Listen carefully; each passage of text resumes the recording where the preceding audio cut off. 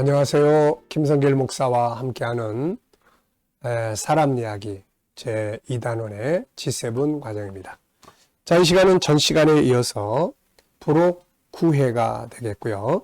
12번째 동양심리치료와 자아초월 심리치료에 대한 이야기를 또 소개하겠습니다. 이 내용들은 이미 앞서서도 말씀드렸습니다만은 더 자세한 내용들을 보시고 싶으신 분들은 이 책을 참고하시면 좋을 것 같습니다.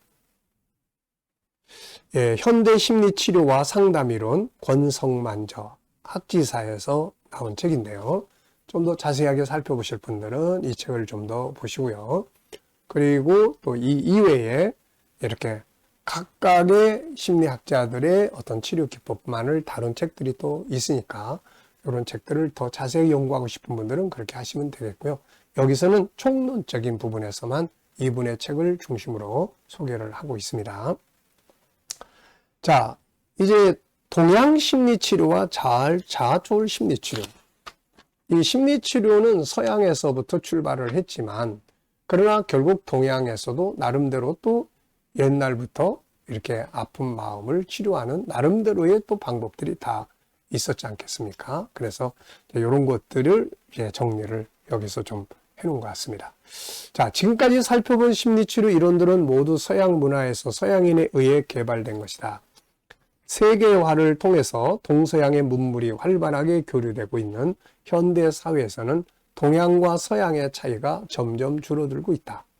동양인들은 심리적 고통과 장애를 어떻게 치유했을까? 동양인들은 심리적 고통과 장애가 발생하는 원인을 어떻게 이해했으며 어떤 치료 방법을 제시했을까?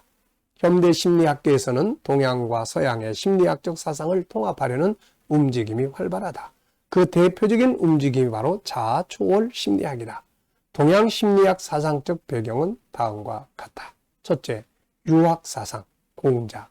극심한 정치적 혼란기에 살았던 공자는 조화로운 사회적 관계를 중시하면서 평화롭고 안정된 사회의 구현을 지향했다. 이를 위해서 사람을 사랑하는 것을 최고의 덕목으로 삼았으며 수신제가 치국 평천하의 실현을 목표로 삼았다.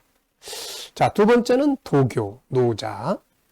도가는 노자와 장자의 사상을 바탕으로 함. 노자의 가르침은 도덕경에 전해지고 장자는 맹자와 비슷한 시대를 살았던 사람으로 저서인 장자를 남겼다. 도가는 무의지연을 통한 초월적인 삶을 지향한다. 우주 만물을 생성하고 운행하는 원리인 도를 따르는 삶을 지향한다.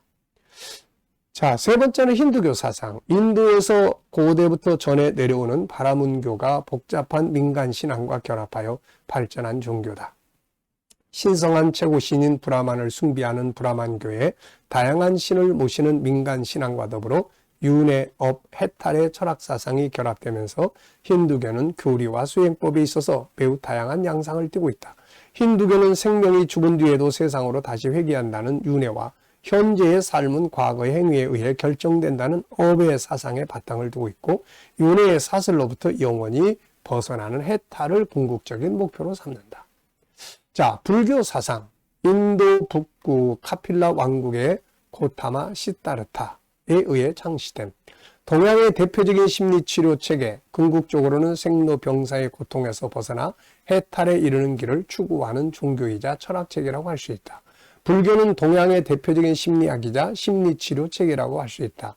불교는 인도에서 발원 한국을 비롯 동양 문화에 심대한 영향을 미쳤다.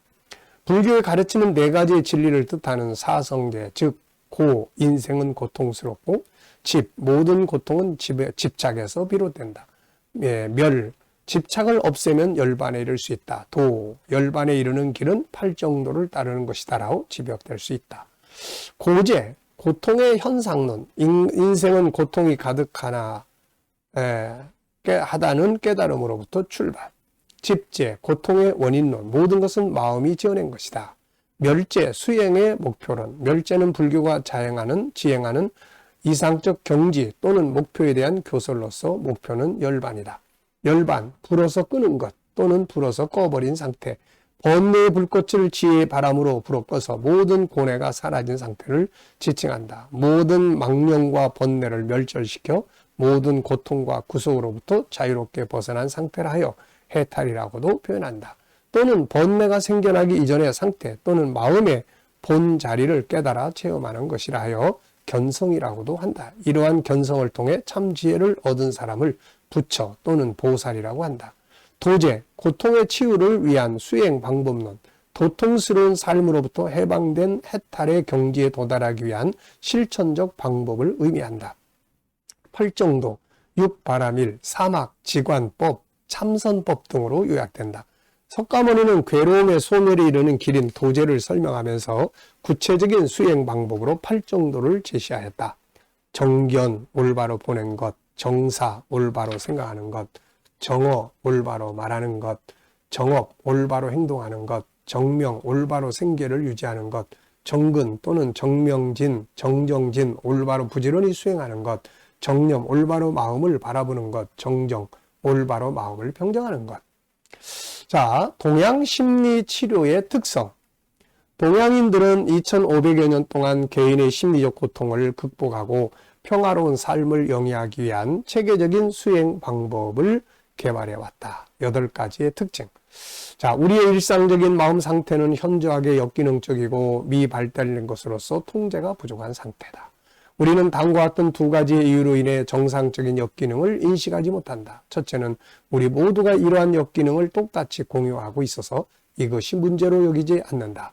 둘째, 자기 가면이다. 심리적 방어가 자각을 왜곡시켜서 우리가 그것을 인식하지 못하는 것과 마찬가지고 심리적 역기능의 일상적 상태는 자각을 왜곡시켜서 자체 역기능을 가리게 한다. 우리의 심리적 고통은 이러한 정신적 역기능에 기인한다.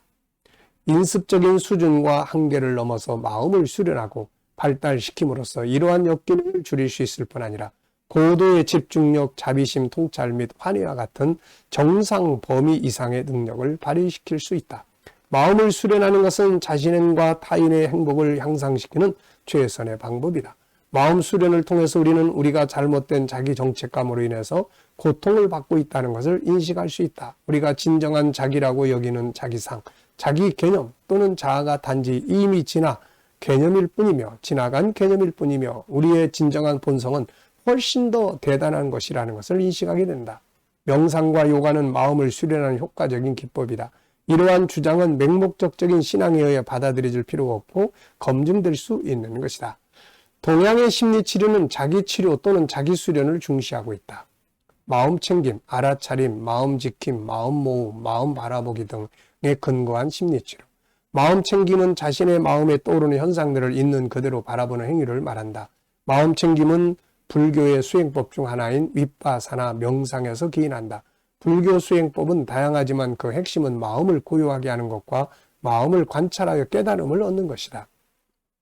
마음챙김의 요소, 알아차림, 내적, 외적 현상에 주의를 기울이고 민감하게 자각하는 것, 명명하기, 내적, 외적 현상에 대해 이름을 붙이는 것, 비판적으로 수용하기, 현재의 순간에 집중하기 등 마음챙김에 근거한 스트레스 감소 프로그램. 첫째, 방황하는 마음의 속성을 설명. 마음챙김의 명상. 둘째, 마음챙김 걷기 명상. 셋째, 호흡의 훈련. 넷째, 생각의 변화를 알아차리는 훈련. 다섯째, 현재에 머물며 항상 깨어있는 연습, 그대로 수용하는 훈련. 여섯째, 요가와 함께 마음챙김을 하게 한다. 일곱째, 무건의 날 침묵 속에서 지냄. 여덟 번째, 느낀 소감 발표. 자, 마음챙김에 근거한 인지치료, 수용-전념치료, 고통스러운 부정적 감정에 저항하지 말고 수용하면서 자신이 원하는 가치와 목표를 실현하는 데 전념하도록 한다. 자, 이렇게 이제 동양에서도 뭐 철학이 있고 종교가 있고 뭐 있다 보니까요. 심지어는 뭐 샤머니즘이라든지 이런 것들을 통해서 사람은 자기 내면의 안정감을 가지려고 하는 거죠. 그래서 이런 것들이 이제 심리학이라고 하는 어떤 이제 체계, 그러니까 단순히 종교라는 틀에서 어떤 철학과 그 다음에 심리학이라는 학문적인 체계로 이제 변형이 돼서 사람들의 내면을 치료하는데 한 부분 중요한 역할을 하고 있다. 이렇게 보고 있습니다. 자, 이어지는 내용은 이제 다음 시간에 또 계속 하겠고요. 우리가 이제 이렇게 사회에서는 도대체 서양의 심리치료의 방법들은 뭐고 또 동양의 심리치료의 방법들은 주로 어떤 것들이 사용되었는지, 여기에 성경이 말씀하고 있는 심리치료의 관계와 어떤 차이점이 있고 어떤 부분들에 또 공통된 점들이 있는지, 이런 것들을 우리가 이제 살펴보고 있습니다. 자, 이 시간 여기까지 하고 마치겠습니다. 감사합니다.